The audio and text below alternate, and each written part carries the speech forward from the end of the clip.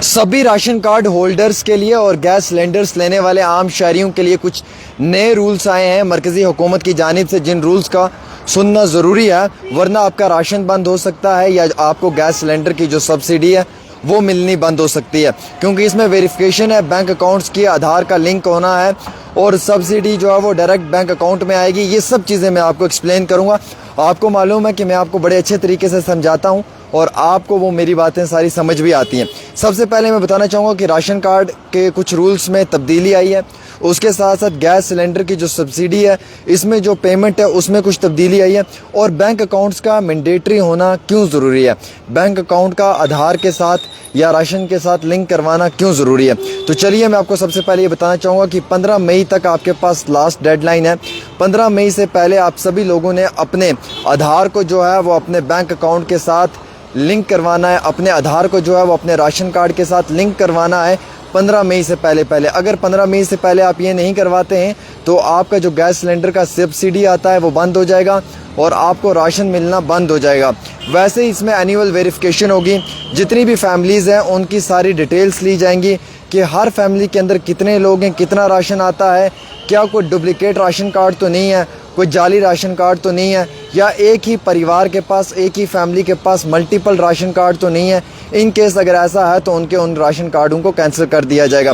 वैसे ही जो है वो बायोमेट्रिक अथेंटिकेशन होगी, यानी कि जो बेनिफिशरीज़ है जिसने इसका फ़ायदा लेना है, चाहे आप हों, मैं हों या हम सब हों, हमारा बायोमेट्रिक अथेंटिकेशन इसमें होना ज़रूरी है। और बायोमेट्रिक वेरिफिकेशन जो है वो राशन शॉप्स के ऊपर होगा। अब इसमें क्या क्या ज़रूरत पड़ेगी हमें, एक तो आधार की रिक्वायरमेंट है, आधार को बैंक के साथ लिंक करवाना है, आधार को राशन के साथ लिंक करवाना है। उसके बाद अगर हमारा आधार बैंक के साथ लिंक नहीं होता है या हमारे पास कोई जाली राशन कार्ड है, फेक राशन कार्ड है, तो उस पर हमें डुप्लिकेट कार्ड पेनल्टी पड़ेगी। उसके साथ अगर हमारी बायोमेट्रिक वेरिफिकेशन नहीं हुई है तो हमारा राशन बंद हो जाएगा। और हमने अगर फैमिली की गलत डिटेल्स भरी हैं तो राशन हमारा जो हमें मिल रहा है वो ख़त्म हो जाएगा। अब ये जो नए राशन कार्ड्स बनने जा रहे हैं या जो इसमें नई सरकार ने कुछ अमेंडमेंट्स लाई हैं, इसमें आप अपना नया नाम भी दर्ज करवा सकते हैं। अगर आपका राशन कार्ड आधार के साथ लिंक नहीं है तो आपकी सब्सिडी ख़त्म हो सकती है।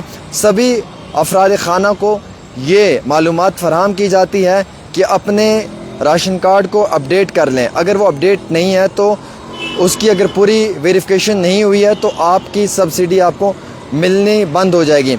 अगर किसी ने भी राशन कार्ड का गलत तरीके से इस्तेमाल किया है, एक ही परिवार में कई सारे मल्टीपल राशन कार्ड हैं, उनका मिसयूज़ हो रहा है, तो फेस लीगल पेनल्टी, आपके ख़िलाफ़ लीगल पेनल्टी होगी। 15 मई तक आपने ये सब करना है। अदरवाइज़ एलपीजी की जो सब्सिडी रूल्स हैं उनमें भी चेंजिंग आई है। पहले तो ये कि डायरेक्ट बेनिफिट ट्रांसफ़र होगा, यानी कि अगर एलपीजी गैस है और उसकी जो सब्सिडी है वो डायरेक्ट आपके अकाउंट में आएगी, आपने किसी भी उस शॉप वाले से वो पैसा नहीं मांगना है। दूसरा ये कि आधार और बैंक लिंक जो है वो रिक्वायर पड़ेगी इसमें, क्योंकि आधार को बैंक के साथ कनेक्ट करोगे तभी आपके अकाउंट में पैसा जाएगा। अगर आपकी एनुअल साल की 10 लाख रुपए है तो आप इस स्कीम का फ़ायदा नहीं उठा सकते हैं। और अगर आप 2 साल से आपका अकाउंट नल है और 2 साल से आपके अकाउंट में कोई भी पैसा नहीं है, या 2 साल से आपका जो अकाउंट है वो बंद पड़ा हुआ है, तो उसका मुकम्मल तौर पे जो है वो खारिज कर दिया जाएगा। पैन आधार का लिंक होना ज़रूरी है बैंक अकाउंट के साथ। विदाउट पैन आधार आपके अकाउंट को रिस्ट्रिक्शन लगा दी जाएगी। मिनिमम बैलेंस इसमें चाहिए, कम से कम बैलेंस इसमें होना ज़रूरी है। और केवाईसी जो है कस्टमर को अपडेट करवाना ज़रूरी है, जिसमें address, phone number, income proof भी होना ज़रूरी है। अगर आप ये सब नहीं करवाते हैं तो मुकम्मल तौर पे कम्प्लीटली आपका राशन बंद हो जाएगा। विज़िट योर ब्रांच या update details online. Confirm if your PAN and Aadhaar are correct linked. Confirm कीजिए आपका पैन और आधार जो है वो करेक्टली लिंक है या नहीं है। Maintain the required minimum balance to avoid penalties. कम से कम खाते में जो है वो राशि होनी चाहिए ताकि आप पे पेनल्टी ना पड़े। Suspension of ration card benefits and food grain supply. अगर कोई भी मुकम्मल तौर पे ये सब चीज़ें फॉलो नहीं करेगा, उसका राशन कार्ड की जो बेनिफिट्स हैं या उसको जो अनाज मिलता है वो बंद कर दिया जाएगा। जो एलपीजी की सब्सिडी अमाउंट उसको मिलती है वो बंद कर दी जाएगी और उसके बैंक के ट्रांजैक्शंस को भी बंद किया जाएगा। राशन कार्ड के लिए आपको पब्लिक डिस्ट्रीब्यूशन पोर्टल पे जाना है, नियरेस्ट शॉप पे आधार पे, वहाँ पे जाके आपने अपने आधार कार्ड को लिंक करवाना है। गैस सिलेंडर के लिए आपने गैस एजेंसी पे जाना है, वहाँ पे ऑनलाइन पोर्टल या उनसे मदद मांग कर गैस सिलेंडर की जो डिटेल्स हैं वो फिल करनी है।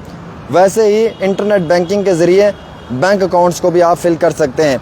मुकम्मल तौर पे मैंने आपको तफसीलात दी हैं बहनों और भाइयों। आपका राशन इससे पहले बंद हो जाए 15 मई तक इसको अपडेट करवा लें। अगर आप 15 मई तक अपडेट करवाने में नाकामयाब होते हैं तो मुकम्मल तौर पे जो है वो आपके राशन को बंद कर दिया जाएगा और आपको आपका राशन नहीं मिलेगा।